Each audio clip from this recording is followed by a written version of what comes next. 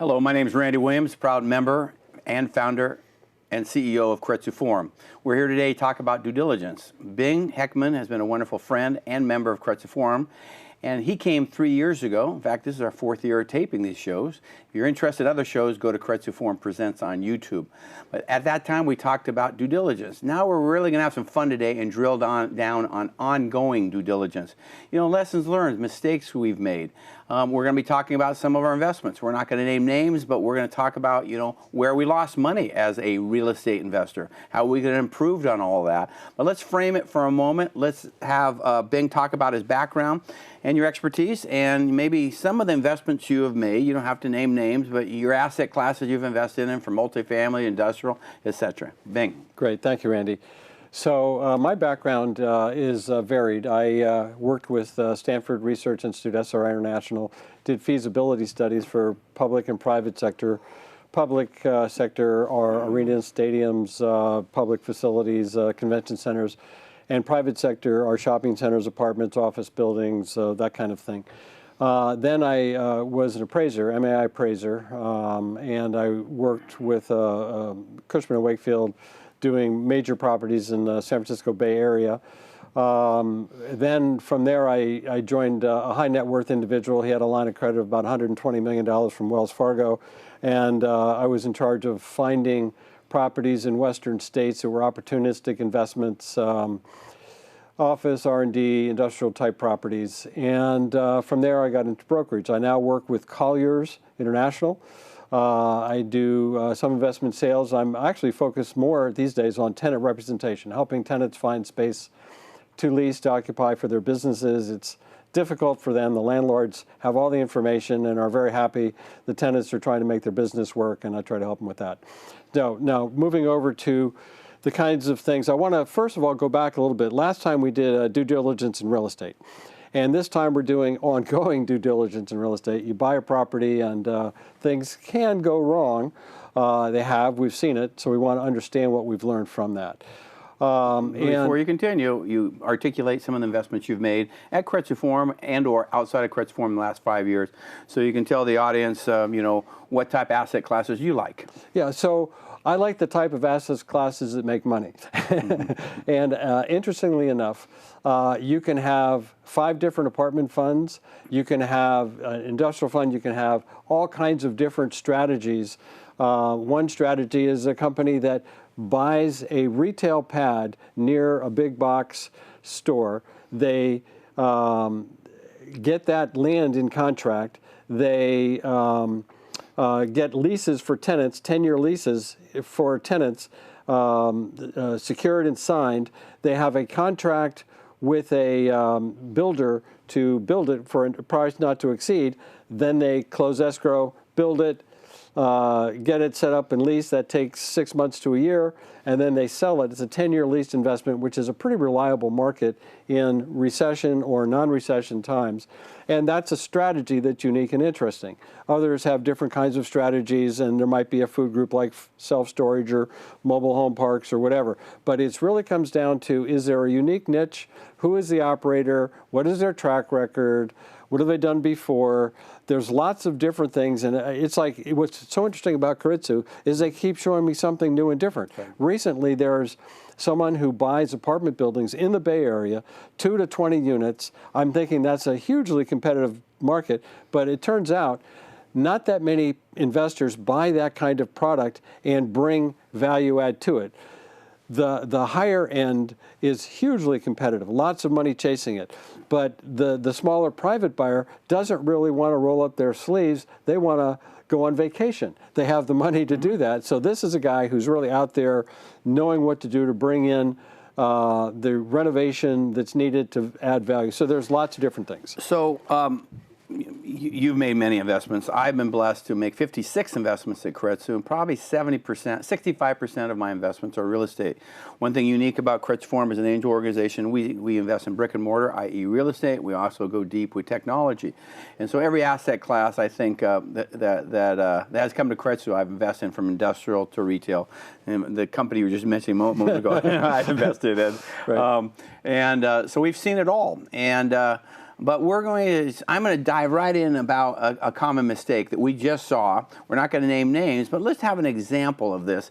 So let's pretend, a simple example, that someone's approaching you. They bought a $500,000 house, right, which is obviously very low here in the Bay Area. Different market. Yeah. But let's say they've got 50% debt. They've got a loan from a bank. They've qualified for that loan, and now there's 50% left to acquire this property. That's called the equity. They don't have $250,000 in cash. They want to approach investors. And so the terms and conditions we really won't get into right now, but they need to give you a good profit for your risk of giving them money. So they say $250,000, they put a little skin in the game of $50,000, they raise $200,000. Okay, so now we're at $500,000, and the PPM, the private placement memorandum, stipulates that they're going to hold this for 3 to 5 years. So let's just say, let's fast forward 3 years, and because we're in Northern California, it's appreciated $800,000, and that general partner added $300,000 to the value, from $500,000 to $800,000. More value, more possibilities. Exactly, and so it's not in the PPM. I don't think they have the authorization to do this, but they do it anyhow. They decide to load up on debt. So at $250,000, they can put a second on there. Well, guess who's not protected? The investor. We are the equity. And so they put, again, the first is $250,000, and they put maybe $200,000. Let's say there's a downturn, and I think, I'm not going to be a guest. I'm not going to really guess today, but I think we could be in the 7th, 8th inning in certain real estate markets in the country. So we have to watch for the recession, which I don't want to have a recession, but I think it's a great opportunistic time to buy and to invest. But getting back to this example, this individual puts too much debt on the property. Well, guess what? It gets to a place where, let's say there's a downturn, and it erodes into now the equity, and guess who gets pinched? We do. So how do we mitigate an issue like that? Because we're seeing this more and more with GPs getting ahead of their skis, general partners getting ahead of their skis, and loading up with too much debt, and the equity, which is last in line, is not being protected. Right. And it's hard to believe that that kind of a situation could happen. And another example is where someone is buying homes, maybe building them and selling them, and feels like he's doing really well, has a machine to build it, and as he's getting his pipeline going, he needs more money, and he's feeling like this is really working out, and there are these lenders who will come to him and say, listen, I'll be happy to lend you money, I'll cross-collateralize on a couple of houses, and this is all going to be great. But he doesn't realize it. He's been in a healthy market, he doesn't realize it, but he's now overextended himself, and the house of cards comes down, even in a decent market. And as investors, we looked at him. We saw that he built homes, and they were homes that we walked through. They had good kitchens, they had good amenities, they had a lot of good features, flexibility, as some of them could be rented or they could be, they were appealing for owner occupancy. But he got ahead of himself, and he took these loans, and all of a sudden we find out that things aren't working. People can't get redemptions who requested it. It's a surprise. And how do we avoid surprises? Sometimes you can't. There are some types of investments that somebody's going to buy a property. It's an office building in Bellevue, Washington. They're going to renovate it. Then within 4 to 5 years, they're going to sell it. You kind of see that they're doing the work, but there's not much you can do. And there's a repeated action of building these homes, and there's something there that we could have checked in. We looked at the brick and mortar, we didn't look at the numbers. Hold that thought, because, who has all the leverage here? Yes, they want our money, but we should really analyze the, obviously books of records, but we should analyze the PPM. That private placement memorandum is written by them, i.e. their attorney, and by them, and it stipulates some things that's not protecting the investor. So we should take a better look at the PPM and make sure they can't load up with debt. And also you mentioned the word redemption. It's fascinating about redemption. I like to see general partners, have a redemption that's 2, maybe 3 years out. So quote unquote, there's not a run on the bank. Right. But lessons learned in regards. In other words, you have the developer has time to work with the capital and not just have people coming in and out every month. Right. So this program is on due diligence after we've made the investment. Right. And so how can we be better? How can we be smarter? And one thing cool about Keiretsu Forum, we invoke swarm intelligence or mind share. How can we all talk about being better as a product type either exits and or we get a great return? So that's what we want to really talk about. And now, when I invest, number one, obviously track record. Number two, I invest in trust. Number three, I love, the market has to be robust. Right. And also their strategy, have they done it before? And, articulate if you've lost money before. We'll find out anyhow. Good, solid underwriting, ounce of prevention, pound of cure. Always true. Okay, so fast forwarding, we've made the investment, Bing. Right. So how do we, and I believe in communication, right. I'm also a general partner in a myriad of funds, and one of them is a real estate fund.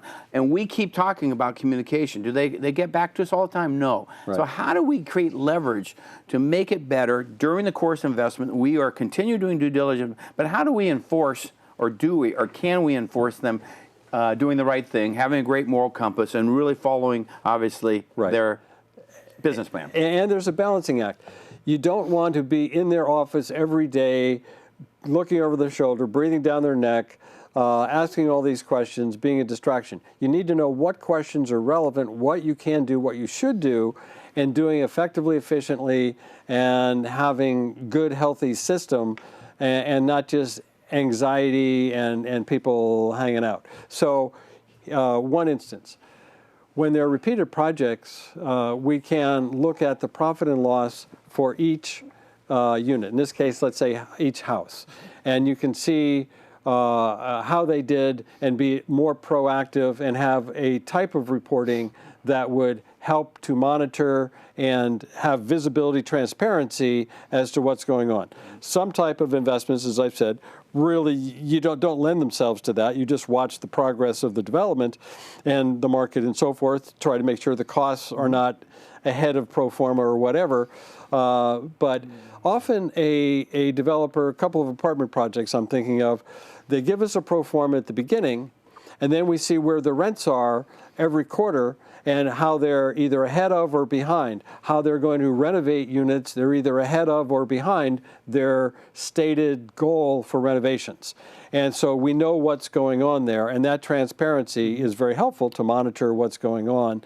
And we can still see maybe the end is delayed, maybe it's accelerated, but even if it's delayed, we can kind of see that progress is being made, and there's still something that's going to be profitable there. The thing is, we tend to be passive, and so we don't look as hard as perhaps we should as to when we need to take action and be proactive. Well, to your point, just this week, there was a real estate company presenting. You brought this company up a moment ago. They're doing infill projects for multifamily houses throughout the Bay Area. And they have a projections, they're going to exit between 3 and 5 years. Right. But if the recession hits and they have good cash flow, they're going to hold the properties because the exits might, there might be a compression of cap rates and or reduction of prices.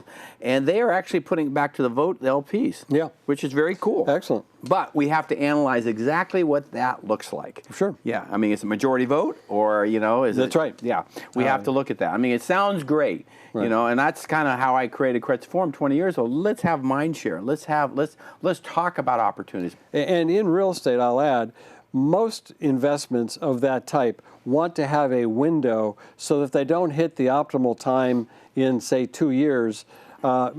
People are very frightened of the last recession. That has had an indelible imprint that people are deeply frightened, like the Great Depression. Yeah. Most recessions are 6 to 24 months, 12 to 18, and you're back to where you started. This last one really cut deep and lasted long. So, but for most real estate investments, if they just hold for a period of time, a year, 2 years, they're going to be back where they were. The savings and loan crisis, the guys there, they just wanted to wait a little bit because they knew the markets would come back. Right. When you don't have that flexibility, you're cut off at the knees and the house collapses. and you miss that opportunity. And the person that I worked for before that I described, he bought those properties and he made a lot of money because these guys had to sell, and that was the opportunistic time for him. So having that flexibility is important and appropriate. Okay, so let's have some fun and talk about lessons learned in thinking you made a good investment. You thinking again, you allude you're passive, so am I. We enjoy deep due diligence before we decide to invest at Keiretsu Forum, but afterwards, how can we get better and more efficient? Is it the because problems don't kill deals, surprises do. They're not telling us about surprises. So how do we enforce them communicating and them articulating a problem, us possibly helping, or are they just going to ignore us when they have problems? But let's talk about how we can be better investors after we've made the investment. Right, and again, it's a balancing act between breathing down their neck and inappropriately anxious and just all over things versus what can we do that really makes sense, is appropriate, and should not be, really intrusive. So number one, when you have repeated projects, you want to get a profit and loss statement on each completed project so you can monitor the progress that's going on there. Like this apartment example that I said, you want to know what they've done in relation to their pro forma. You want a quarterly report, a window into that transparency of progress for that type of investment. Another type of investment was one that just seemed to get delayed, and once you start seeing these delays, there comes a point when you really, I have learned that I really need to be on them and saying, what's going on here, and let's really turn up the communication. And again, this balancing act, but it's fascinating when you don't get the information you want. I'm in investment right now, and it's a senior housing, a multifamily in Texas, and I keep asking for it. And again, we're all busy. We don't have the bandwidth always, because I have a lot of active investments out there, and it's just truly amazing when they don't communicate. They're afraid of you. And I have observed one instance of outright fraud. In a developer who took the money and then commingled funds and didn't closed escrow and did not return it to the investor, but distributed to others because a whole raft of reasons. He felt pressure and didn't do the right thing. Very inappropriate.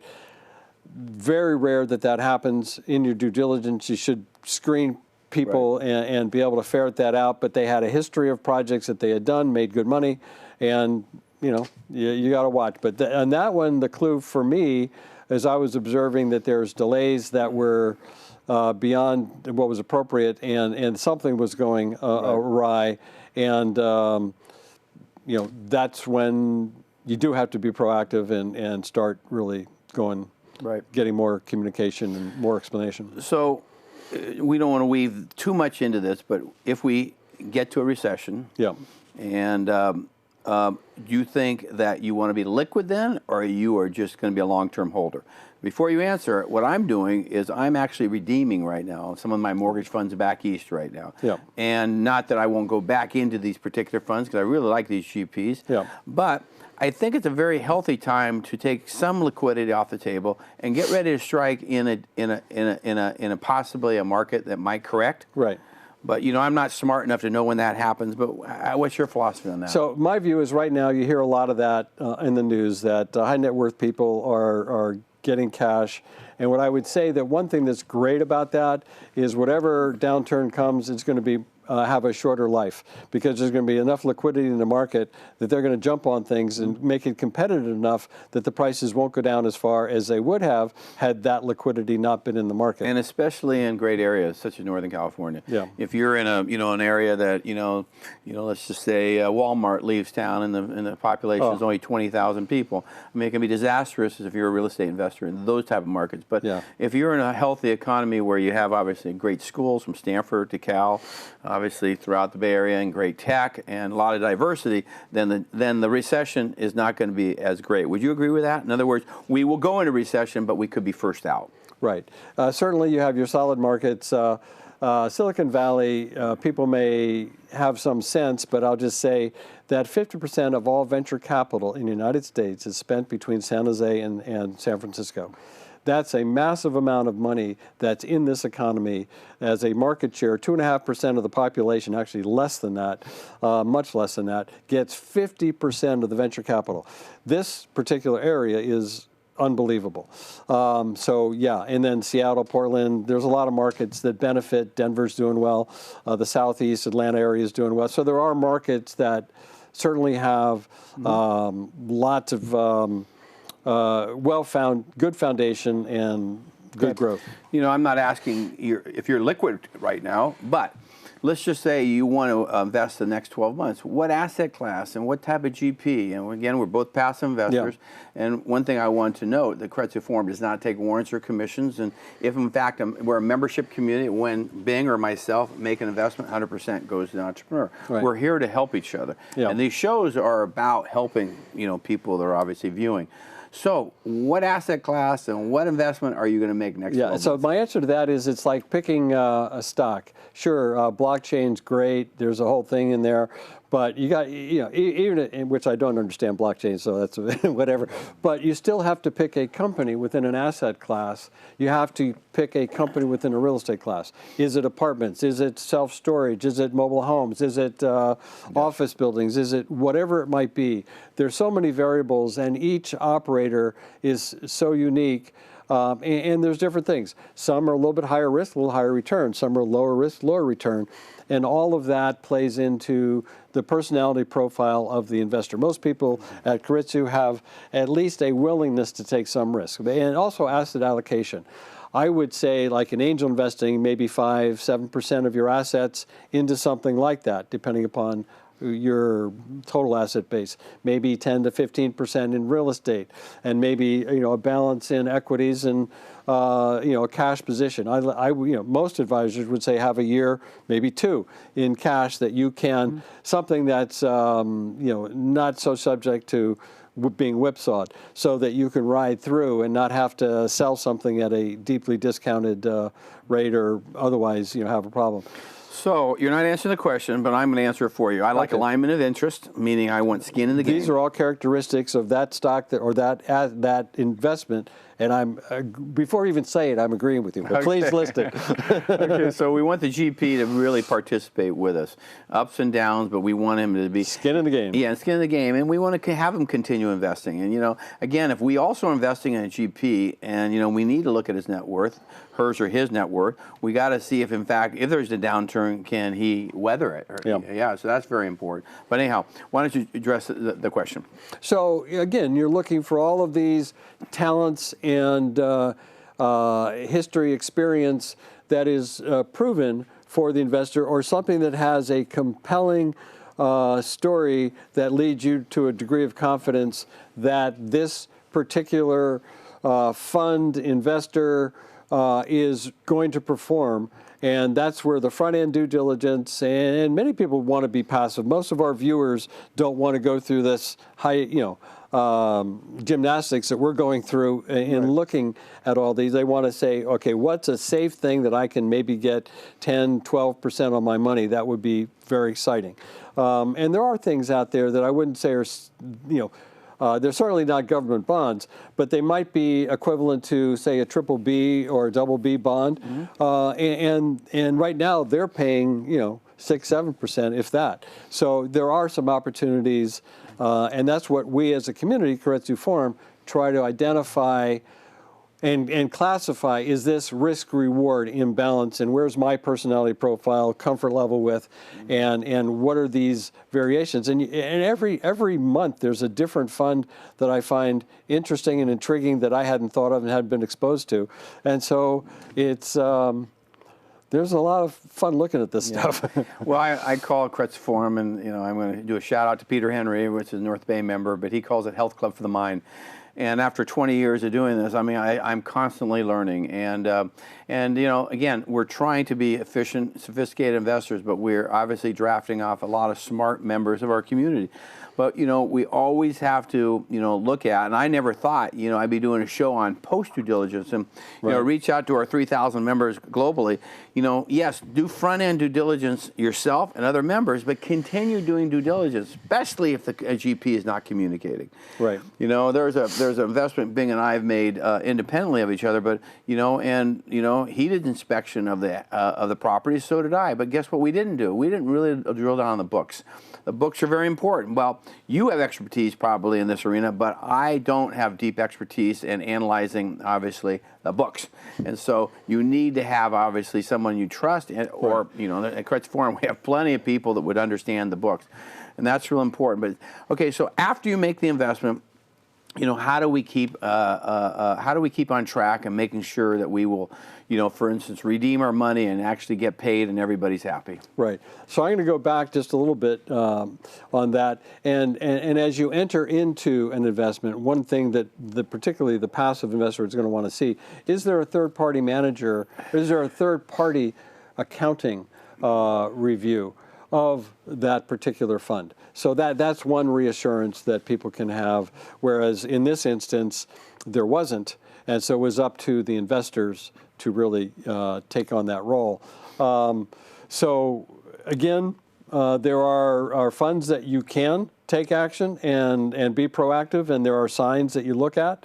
And when there aren't third-party reporting, there needs to be some way to look under the hood and see what's going on. And there's lots of ways that can be done, but that's clearly an important piece of this puzzle. Is it important you have fun with the GP too? I mean, for instance, play golf and, you know, learn from him or her, and is that important to you? I just want him to deliver me the goods. Right. But yes, there is often, you know, there are occasions where, you know, people get together and it's often a But be wary also experience. if they're giving shirts to you or hats or taking you to expensive warrior games or whatever. Be wary of that, because indirectly that's your money. That's right, yeah. And so what is it? You go to a mechanic for your car and they have a big boat.